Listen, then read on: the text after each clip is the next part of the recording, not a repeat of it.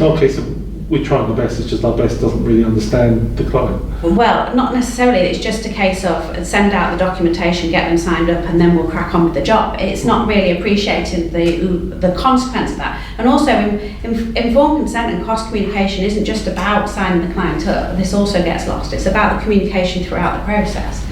It's not a right, that letter's done, tick, that's that box done, right, move on.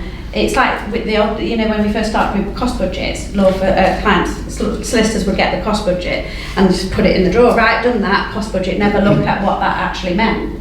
Obviously 10, 11 years on, might even be 12 years now, but with the cost budget starting to see, is it 13 years? Right. Starting to see, it didn't seem that long ago when we were in London talking about the 10th anniversary.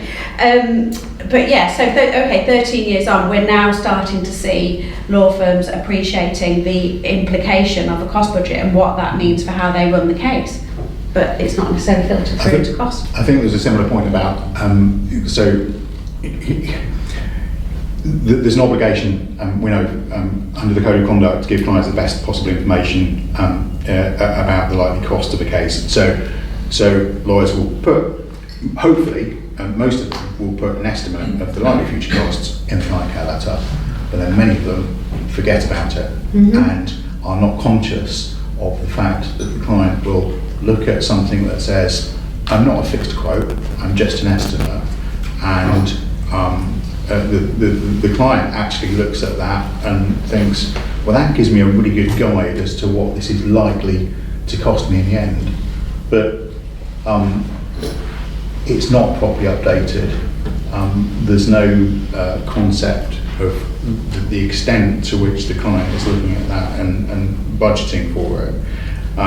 So there's an element of paying lip service to the Code of Conduct and making sure that it's ticked, so that there can't be any complaint from the SRA that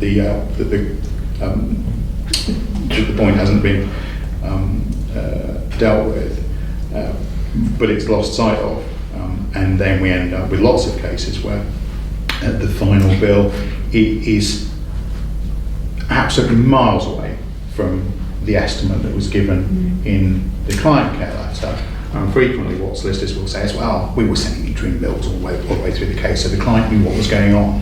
But again, I think that disregards this difficulty that a client who is in the middle of litigation, divorce or whatever, sees bills coming in, doesn't necessarily understand what they're for, certainly doesn't understand how far through the case is. Might be halfway through, might be about to finish. Clients have no way of telling where it is. And the capacity, I think, and my clients tell me, to deal with these monthly incoming bills and to reconcile them and to work out what the total is and then apply that against the estimate you were given and work out whether it's above or below and how much there might be left to incur, is completely beyond clients. It's not what they're focusing on.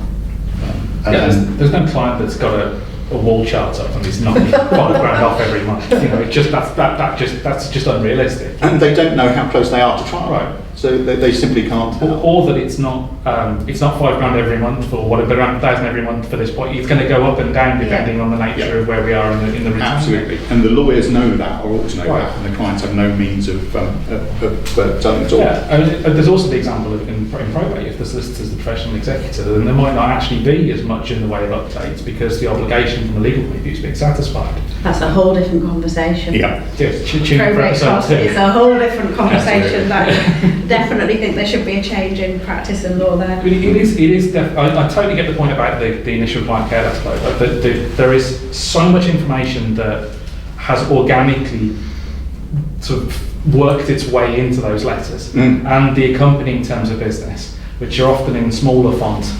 2 halves of the page, lots of detail, and ultimately a significant proportion of the work we deal with involves a conversation about those two documents. So the lawyer is ultimately relying on that document to say the client was told, the client should have expected, the client was warned, and yet the end of the retainer might not be the week after, and the conversation certainly won't be the week after. that we're having with them about that document. And yet both parties are relying on this really important document, but it will never be referred to again in the retainer. Yeah. It's rare to see cases where a lawyer will say, we're approaching court now, we're approaching the exchange contracts, this is the cost situation. You know, there are some that do it and do it really well, and they stand out because, you know, you can, even some of those even generate complaints, you know, just for other reasons. But, you know, when we see those, you can see that there has been this passage of information and the client's been, you know, walked through the process, that they have had a lawyer by their side, not just in terms of the service from a legal point of view, but also in terms of the cost information. So, you know, it is there, but when it's not there, these are the points that you're showing. It really does stand out. It's quite surprising that it still is an issue, bearing in mind we have case management systems, which are usually integrated with an accounts package as well. That it's not part of the flow of a workflow in a case management system, that where after so many periodic periods of time, can't say it, but anyway, that the a letter is sent with an update. Here's your fees today. Here's the estimate that we gave you. Here's where we're at. Here's where we're going next. Here's what we think's left in the pot. And bearing in mind, as I say, a lot of that information is within either the cost budget document or the case management system and or the accounts package. It just never seems to get done. A few firms do it, but I'm always quite surprised at that. We live in a world of outcomes-focused regulation, but should we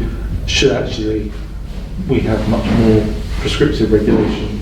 I mean, I seem to remember a few years ago the Legal Services Consumer Panel did a project on client care letters.